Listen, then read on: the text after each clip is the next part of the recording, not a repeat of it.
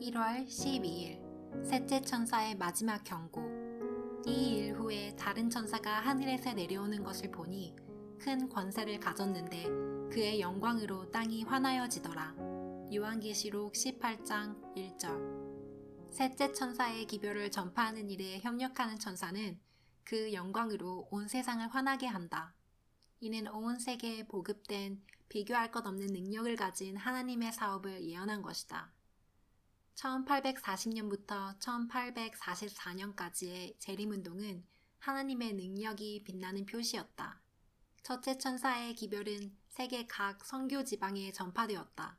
그리하여 어떤 나라에서는 16세기 종교개혁 이래 가장 깊은 종교적 흥미가 환기되었다.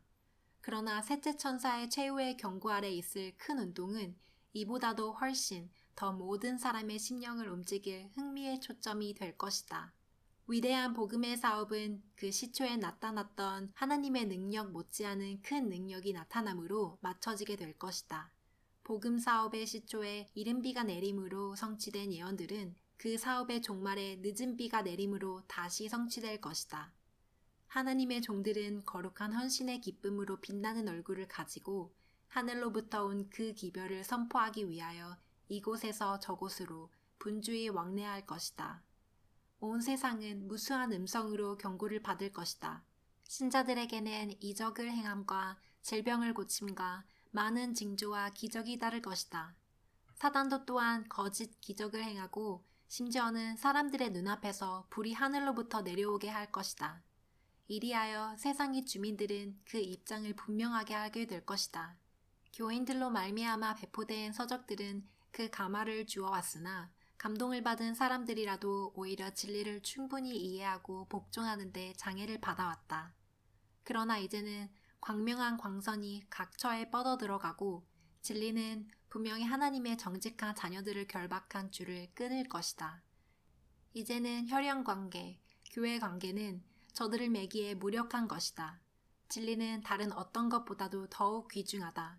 여러 기관들이 진리를 대적하기 위해 결속하였을지라도 많은 사람들이 주님 편에 서게 된다.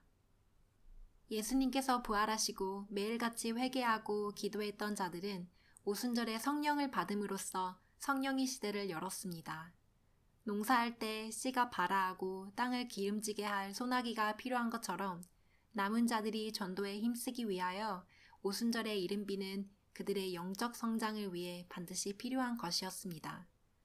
뿐만 아니라 지금 개인적으로 예수님의 초림을 영접한 성도들이 한층 더 높은 영적 성숙과 성품 개발의 완성을 위하여 예수님의 재림에 앞서 늦은 비가 내릴 것을 선지자 요엘은 예언하였습니다.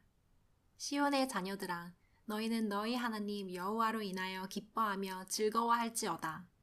그가 너희를 위하여 비를 내리시되 이른 비를 너희에게 적당하게 주시리니 이른 비와 늦은 비가 전과 같을 것이라. 그 후에 내가 내 신을 만민에게 부어주리니 너희 자녀들이 장래일을 말할 것이며 너희 늙은이는 꿈을 꾸며 너희 젊은이는 이상을 볼 것이며 누구든지 여호와의 이름을 부르는 자는 구원을 얻으리니 이는 나 여호와의 말대로 시온산과 예루살렘에서 피할 자가 있을 것이며 남은 자 중에 나 여호와의 부름을 받은 자가 있을 것임이니라. 과연 늦은 비를 맞고 여호와의 부름을 받아 남은 자들은 누가 될까요? 누가복음 14장 26절에서 27절에 예수님께서는 무릇 내게 오는 자가 자기 부모와 처자와 형제와 자매와 및 자기 목숨까지 미워하지 아니하면 능히 나의 제자가 되지 못하고 누구든지 자기 십자가를 지고 나를 쫓지 않는 자도 능히 나의 제자가 되지 못하리라고 하셨습니다. 여기서 미워한다는 말은 그리스어로 증오하거나 싫어한다는 뜻이 아니라 덜 좋아한다는 말입니다. 그러므로 예수님과 그분의 뜻을 위하여 자기네 가족과 목숨을 아깝게 여기지 않는 자들이 그분의 제자가 된다는 말입니다. 진리이신 예수님을 인생에서 가장 첫 번째로 두고 그분을 가장 소중히 여길 때에 우리는 그분의 사랑으로 인해 우리에게 주신 가족들, 친구들, 이웃들까지도 모두 잘 사랑할 수 있는 힘을 받게 됩니다. 그러므로 누가복음에서 예수님께서 하신 말씀은 결국 우리의 구원과 축복을 위해 주신 명령이십니다.